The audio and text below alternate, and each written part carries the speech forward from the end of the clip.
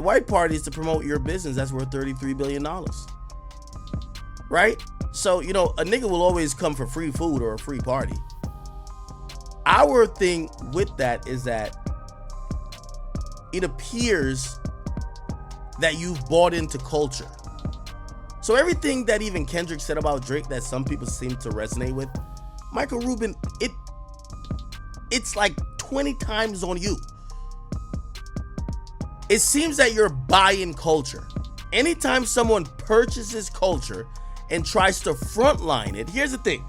Michael Rubin, it would be different if you fell back and you made Meek the face of the white parties. You didn't. We keep seeing your pasty face and you acting like you and these guys are genuine friends. And you doing all this bullshit and them being embarrassed. I go back to your Instagram and you saying it's a 13-hour party, but there's just something about it. So it's a 13-hour party, and it feels like at every time when you put a brand thing out there, you're sacrificing other people's image. For example, and I'll go to Drake. This was the worst picture Drake has taken, and it probably was at the worst time. He's drinking, got his little Hello Kitty nails, but it probably wasn't his best picture. Drake himself wouldn't post this picture. By the way, he posted pictures from this event, not this. For you, someone who's buying culture, you don't give a fuck that this is probably the last picture that Drake wants out.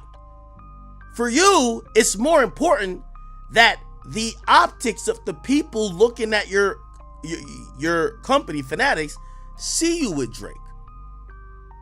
That is part of culture. Not having the wherewithal to know why the people show up to your event, why they're showing up. From what I heard Drake showed up with a bunch of people. Was stepping in that bit. He had to see who fuck with him or not. Sad that it's got to there, but yeah, Drake pulling up these days. Let's see if any of these niggas will have the same energy.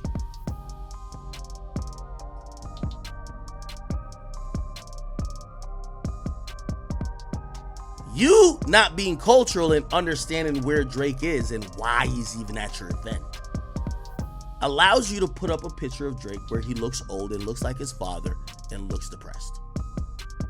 It defeated the whole purpose of him going there with one single flick. I'm pretty sure you and Lil Baby weren't just there fucking. But that one picture made people only think that y'all were there fucking. Same with Meek Mill. You're buying culture. You're like a record label. And it's not a black and white thing, because there's people who are Caucasian that we've felt that's a part of it, or who genuinely care about it. When we look at you, you're a nigga trying to sell baseball cards and jerseys, but got the money enough to let niggas dance and tap dance for you. The fans ain't stupid. So that's why they call it out. You won't see the how it affects people, but the artist will. Because we don't know you. We don't give a fuck to try to we don't give a fuck to try to affect what you got going on. What we're gonna do is clown Drake. We're gonna clown Lil Baby. We're gonna clown Meek Mill. We're gonna clown all the rappers who they carefully craft their social media presence for years, depending on what situation they're in. Then they go to your party and it's always unflattering shit. So how about you think about that? If you love all these rappers and you know that half of usually what they're doing is portraying an image and their image matters, why don't you ask yourself why there's unflattering pictures coming out about them? Why you don't ask yourself that? Why Meek don't like these pictures? Why Lil Baby don't like these pictures? Why Drake never posted this picture? Because for you, it's a corporate event. All you want to do is show people, I was with so-and-so. I was with so-and-so. These people fuck with me. For them, they don't want to show us they were with you. They want to just show them being cool around their peers. And everything you post is always the opposite. I think that's a good synopsis of that. We could watch the rest of this. Chat. I'm gonna wrap it here. We hit the 6 hour mark. Are you sure for 6 hours? We hit the 6 hour mark. When I come back, and I'll come back tomorrow, probably around noon or so. Yeah, I'll do that. I'll come back around noon. We'll start back off with Michael Rubin because I want to play this interview in depth. We're then going to get into some Kodak Black,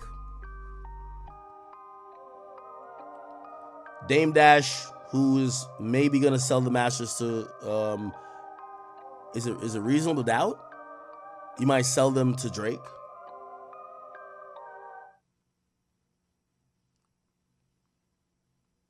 TDE Punch reacting, and a little bit more deep dive because we got to get into Joe Budden talking to Cardi B. Okay? Chat, thank you guys for watching tonight. I appreciate you guys, whether you watched initially when we had Mac Wop and Tiny, I believe, and of course Keem that came on. Of course, shout out to my man AD. We had a good old conversation, and I hope that conversation is taken as such. I know some of y'all might have looked at that conversation and be like, not every conversation I have means I have to be like super confrontational. I think, we're trying to come to middle grounds, and, obviously y'all can make whatever adjustment, like go, oh, nah, he got you here, he got you there. That wasn't my goal going into this. My goal was dialogue, and I think we got there. All right? Chat. Have a good rest of the night. I appreciate you guys for rocking with me. As long as you rock with me, I'm going to go feed my dogs, chill out, and probably play a little bit of 2K. And then I'll be back on tomorrow. Love you guys, and I appreciate you guys so much. Did I have donations? I did. Can't get off without doing those. That's a fact.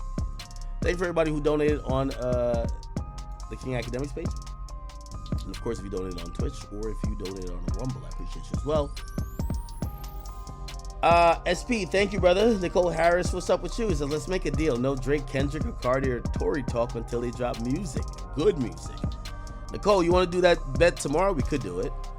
SP says, I'm following along, but why was Q allowed in Canada the week before?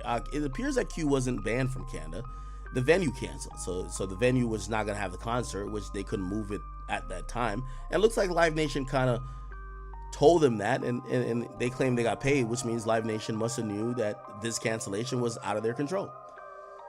Indie God said, nah, Drake was probably set that up. Michael Mathers says, all of a sudden nobody likes Drake when pushing